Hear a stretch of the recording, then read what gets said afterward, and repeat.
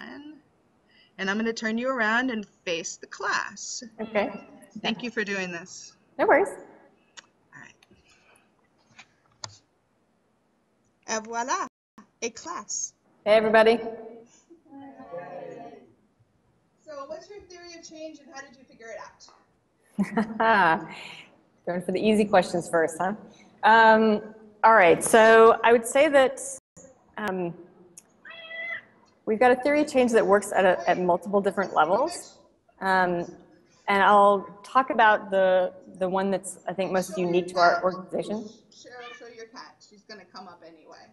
Yeah, she's walking out of arm's range, but making noise. Apologies. She'll eventually come visit, I'm sure. Yeah, I know. Come here.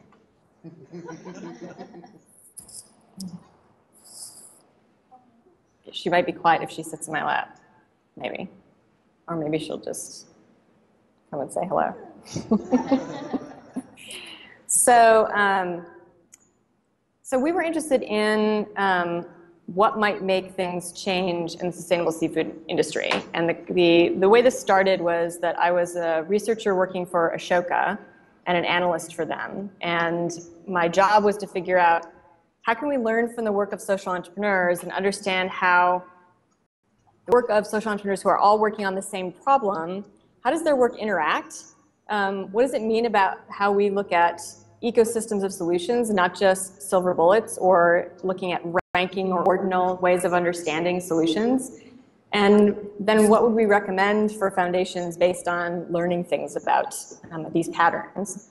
So as I was doing that work and developing some analytical tools for that, the Packard Foundation, sorry, showed up, and they were working on this issue of marine fisheries, and their question was, are there folks that we should be funding that we're not funding? So who are our undiscovered entrepreneurs?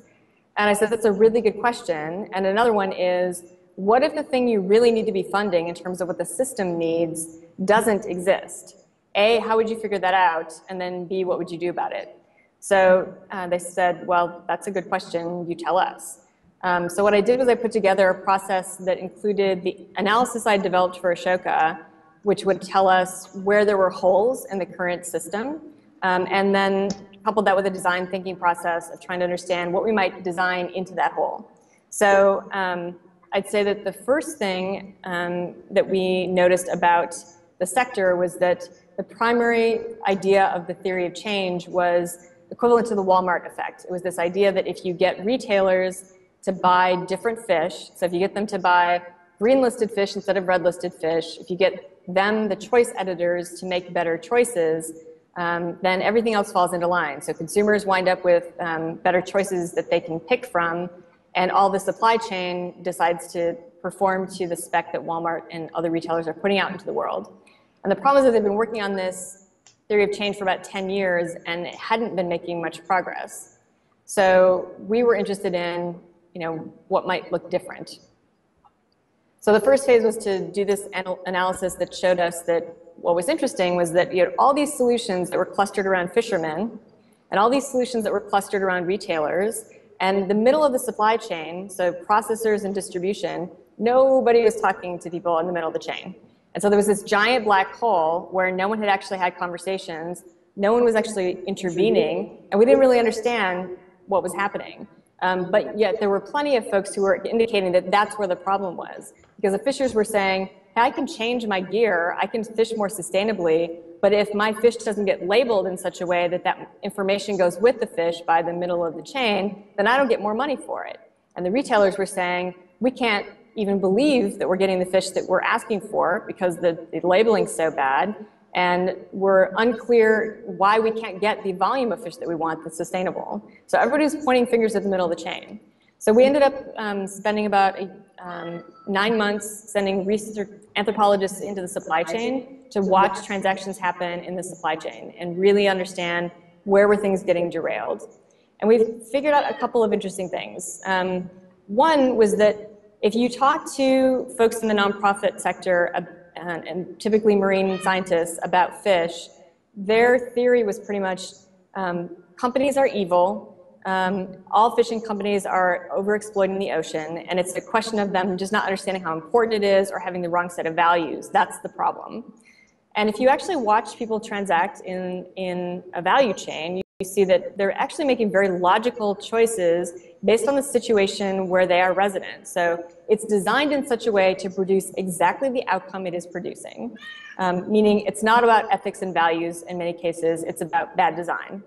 So what we found was going to a mid-sized distributor, about 100 million in sales, 5 a.m. in the morning, watching them sell fish.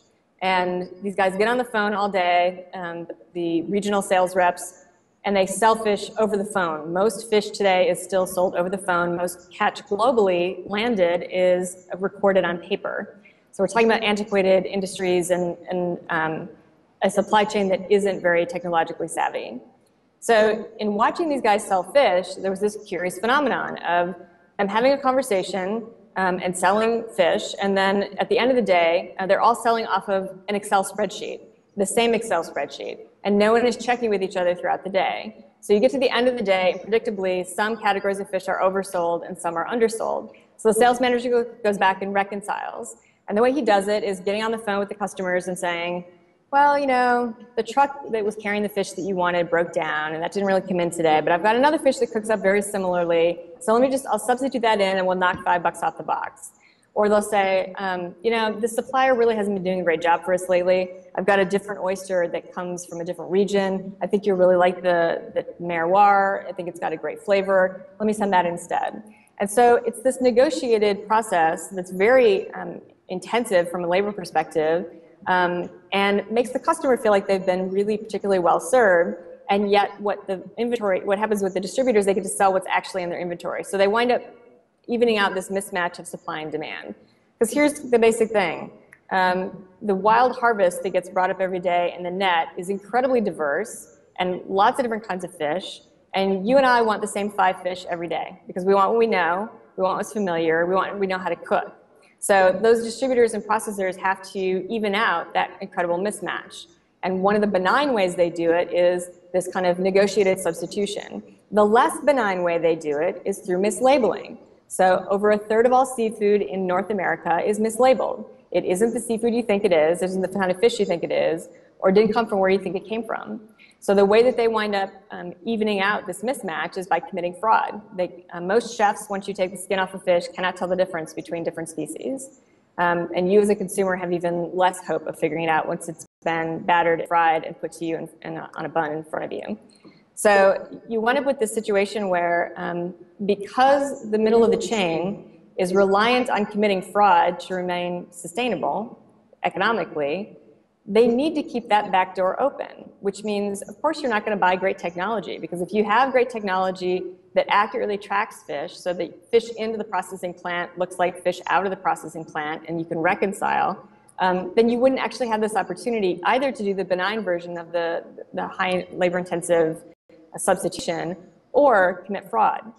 So you have this whole backbone to the supply chain that is very poorly integrated with any technology, isn't capable of tracing seafood and supply, and the repercussions from that wind up being pretty astounding. So if you think about it, if you are willing to pay more for a fish because it's caught locally or because it's caught with a certain kind of gear, that's great. But before you can even make that decision, you have to be able to couple that information about how that fish was caught with the actual fish, right? So because we can't label accurately, and because no one can have reasonable faith in the idea that the value of the fish of what they're getting is true value, you're not seeing a premium price developing for sustainable fish.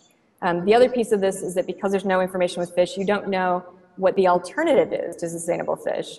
You don't know that the tilapia that you're buying from Walmart has been shipped around the world. It's maybe landed off, well, the tilapia is farmed, but for other kinds of wild fish, it's a very typical supply chain for it to be landed off the coast of Vancouver, headed and gutted at sea, frozen, shipped to China, thawed, filleted, refrozen, and then shipped back to the US. That's what the carbon miles look like on your fish, and that's what the quality looks like on the fish, twice frozen. It goes downhill from there. So, there's been a few stories recently in the news about farm-raised shrimp coming out of Indonesia. So it turns out that farm-raised shrimp coming out of Indonesia is fed pellets that are produced using fish meal purchased from a large number of Indonesian large commercial trawlers. And a lot of these trawlers actually are engaging in modern-day slavery. So they go out to sea for up to 2 years at a time. A lot of the people that they recruit onto the boat are held in bondage, and they're beaten and sometimes killed. So that's what's in your supply chain that you don't know about. It's the alternative to, hey, this local fish, right? So without the baseline of the marketplace being labeled and there being some level of veracity in that labeling, we can't even begin to really value sustainability and the attributes that we want to have a premium price for to then drive the behavior of the marketplace. So our understanding from walking through this was some of the issue here is that you've got a middle of the supply chain that doesn't understand that if they put in better technology, they might have better return on investment from that from a business perspective in other areas. So in other words, this is not a sophisticated industry where lots of people go and get MBA and go back in the fishing industry. It's not an industry where you get cross-pollination of folks who run other industries like producing computer chips and then go into fish, right? It's multi-generation, family-owned companies, folks who have been in the industry doing things the way they've been done for years, for decades. And so you have this dearth of skills, so people don't know what's possible with technology in other supply chains, and they have a lack of knowledge of technology to be able to understand, okay, so what's the upside? If I actually then lose this backdoor of committing fraud, how might I make up that money by, being able to match fish and people earlier in the chain? Could we actually have fishermen relay information while they're out at sea about what they caught to consumers and be able to make a match for that sale before the fish even hits the land?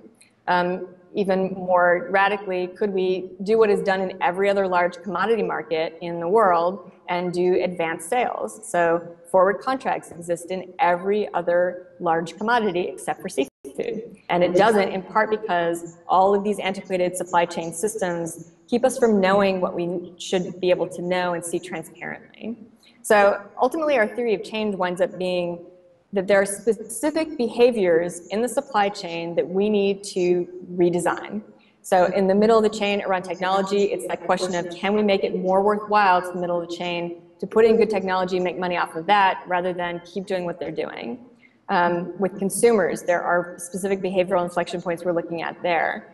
And so what we've done is design a suite of business interventions through an incubator where we have entrepreneurs coming into our fold all the time who are working at these different levels and working on these different levers. And what we basically have, the approach that we've taken is to say, putting a bet on one entrepreneur to be the Google of the social impact space for whatever problem that you're looking at is a risky bet. So what we look to do is to say, maybe there's a winner in this portfolio. Maybe, like most venture portfolios, most of these companies fail out or don't ever achieve traction or scale. But what's the value of them engaging around this inflection point in the system for a period of time, getting to know each other, building a peer group, and also raising awareness of this particular inflection point in the chain? So what we've done is organize pods of entrepreneurs around each of these opportunities for change. We've got one pod that's working on traceability technology, another that's looking at what we call storied fish, or fish with a story. It's this notion that you can actually start to sell sustainable fish for more money. You need to be able to tell a story, and that includes things like quality and freshness and the taste of the fish as much as it does, hey, it was caught with a line and a pole. Nobody actually cares if it was caught with a line with a pole if it tastes like crap. So there's this incredible tension in the system between environmentalists who want people to make choices based on what environmentalists value, when we all know, as consumers, we make choices based on lots of other criteria, including, does it taste good? So trying to figure out how you can find alignment between those various stories and then the core data to make those stories happen. We have done subsets of systems, so we've looked at aquaculture and farmed fish, and there's a whole set of levers for that. that are different. We've got a pod for that group, and there's also similarly different levers for oysters and restoration of wild oyster reefs. So we wind up building these teams of entrepreneurs, and to some degree, the incredible benefit of our process is that by the time that we have done an analysis of a section of the system, convened a group of entrepreneurs and helped them develop a strategy, and then incubated them together for a period of 18 months, they've spent almost 2 years knowing each other, talking to us, being convened on a regular basis.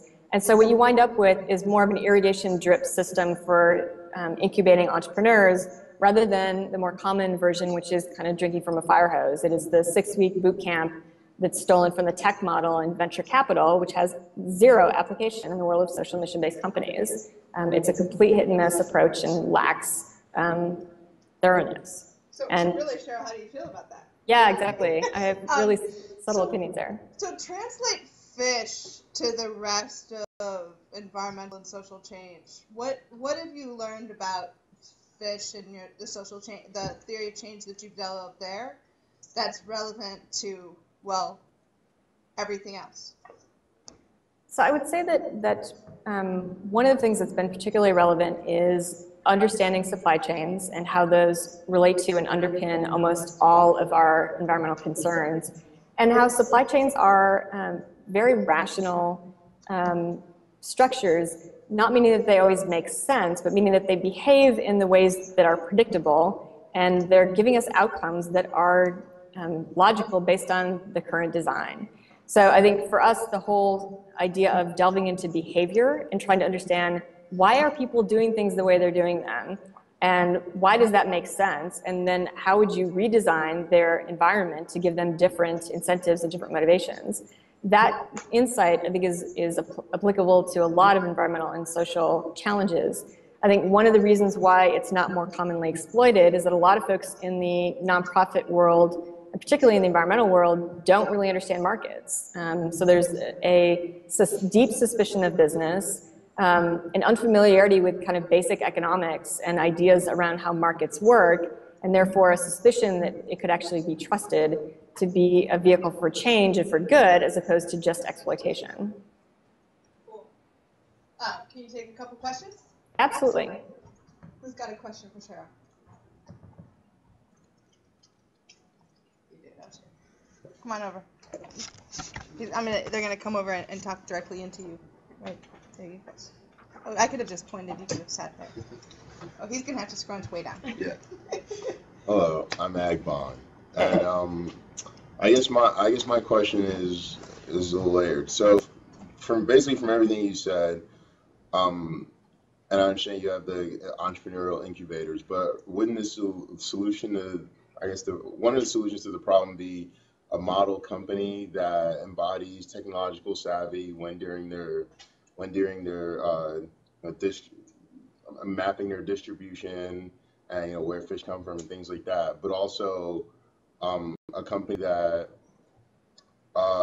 embodies environmental sustainability in who they buy from and alerts the consumer to that.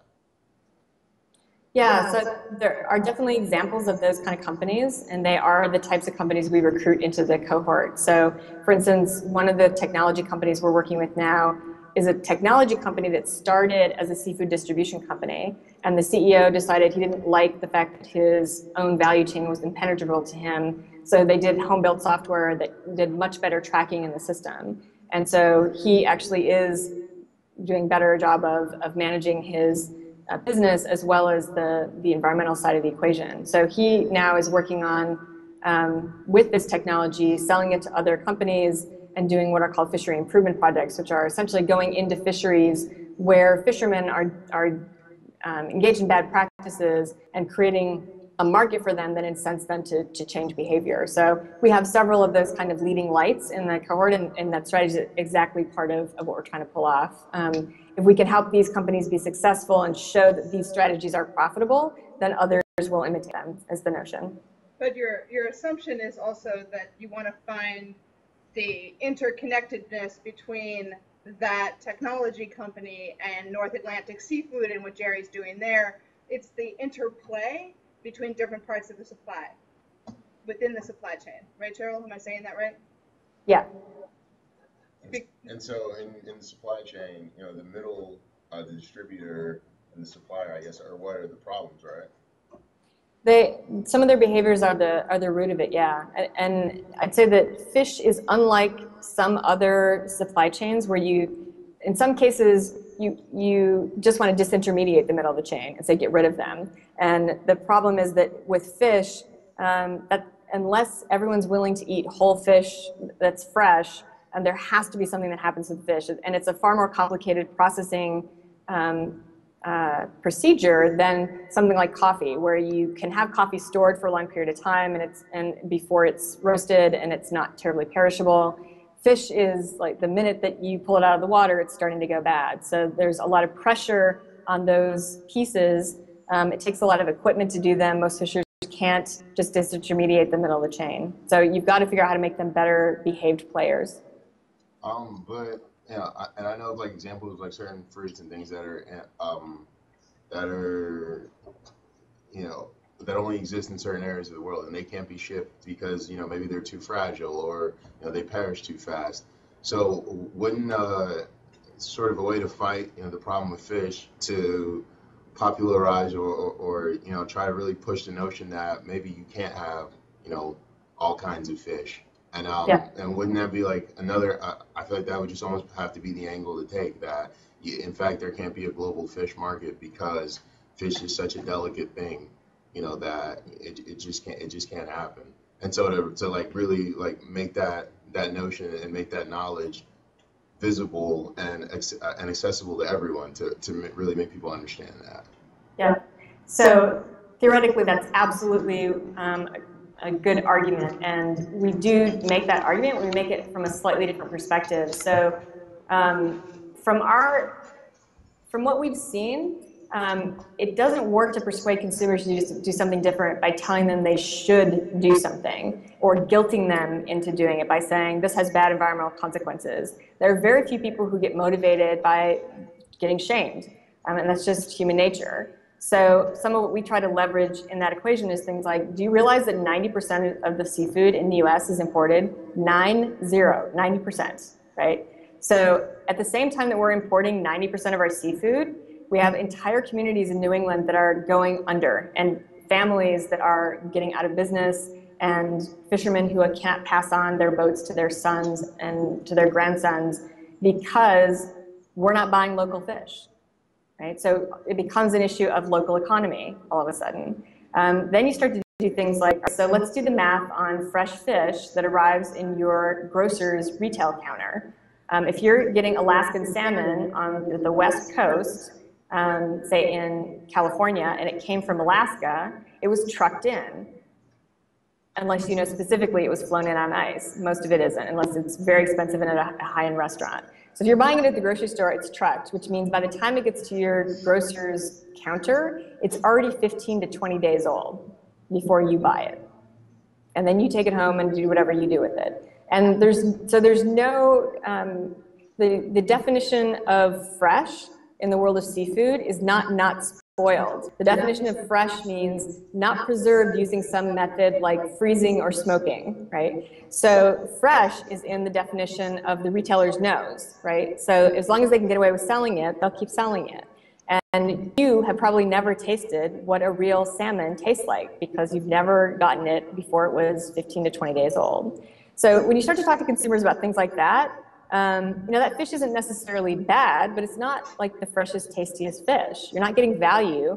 You're not getting something delicious. All of a sudden, people start saying, do I really want to buy that salmon that took 20 days to get to me? Or would I rather buy some black cod that a fisher brought in on a boat earlier that day that I know came in on a boat and I got to see the fisherman?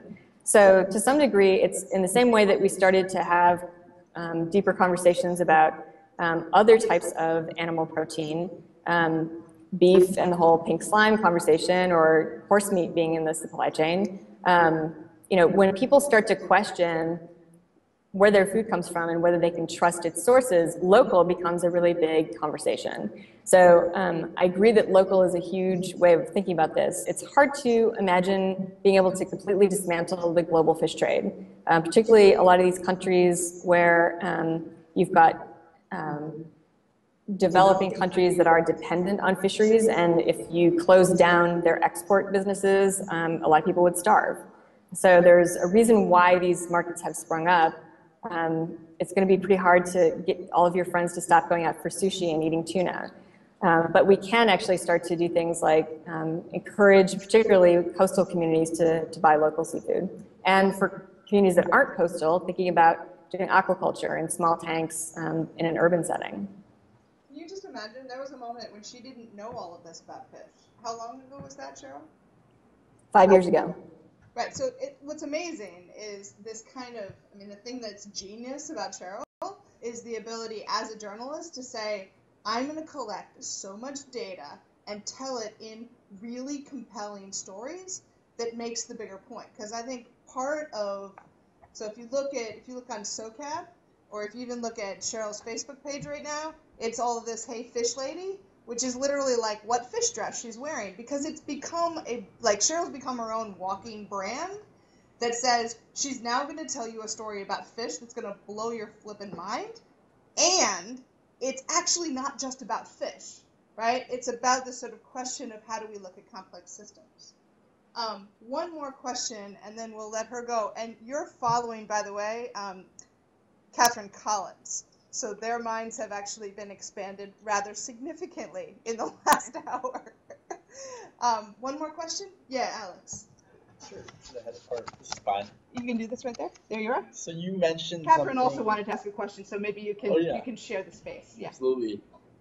Sort of this conflict between there's tech entrepreneurship and social entrepreneurship, and I kind of wanted to hear more about what you thought about sort of conflict, since we do have a lot of tech entrepreneurs trying to get into the social entrepreneurship, and then the social entrepreneurship entrepreneurs trying to use technology. And as these lines sort of blur as time goes on, sort of like what these problems and conflicts are with the mindsets and the money structure, especially venture capital. Like you mentioned, for a tech company, venture capitalists will just throw some quick cash, and that for social change, that's not very useful. So, right. Any thoughts on those? Or yeah, so I think some of what we're talking about is it's not just tech versus social. It's specifically high-value technology markets where your profit margins can be upward of 75%, and more traditional markets like fish where your profit margins are maybe on the high end 22%.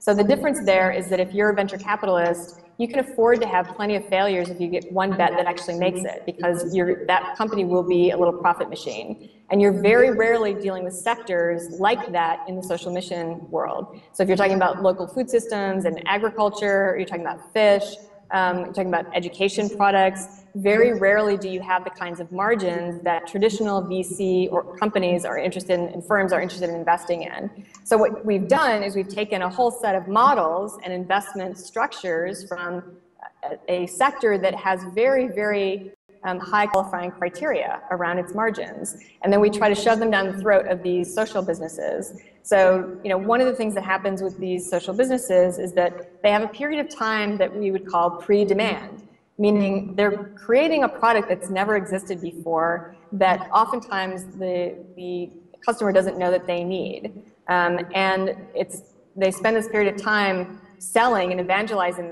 the idea. They're essentially having to build a market before they can even start selling product. And for social mission businesses, that period of time is typically longer than it is for a lot of technology. And so you wind up with entrepreneurs who will go for a year or 2 years selling an idea before they actually start to see revenues. So that's a hard set of criteria for a deal if you're a VC. So I think some of it is trying to figure out how do we have more patient timelines, both for incubation and investment?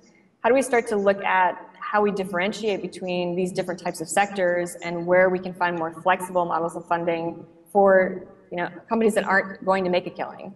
And I think that's we right now have this very warped set of expectations with a totally wrong set of tools, and people going around trying to, eat food with a hammer. It just makes no sense. Cool. Patrick, did you want to build on that? Yeah, it actually is closely tied to what you just said, but you mentioned that some people don't understand how markets work, especially business. And I was wondering, how do markets apply to the environmental side of the equation? So when you say markets, are you referring to different kinds of currencies, or I don't know, global companies that are really profitable? What are you referring to when you say markets? So when I say markets, I'm going to join or steal your definition. It's things that are exchanged at a distance. So it is a set of transactions that happen. And almost all environmental issues involve pieces that become commodities that in a marketplace. So if you're talking about mining, that's a whole industry. If you're talking about fish and survive in the environment, in the ocean, everything that's getting pulled out of the ocean has an industry that has created a marketplace around these environmental assets, right? So these environmental assets become products and they become part of a marketplace. So if you haven't figured out how the marketplace interacts with the environment, meaning how does it take value out of the environment and turn it into value for privatized companies, right? How do we figure out how to make those rules and those structures make a little bit more sense and value the environment in a way that is better, right? So, one of the things that is, and I would say that it is a mix of markets and policy. So you don't have them working in isolation.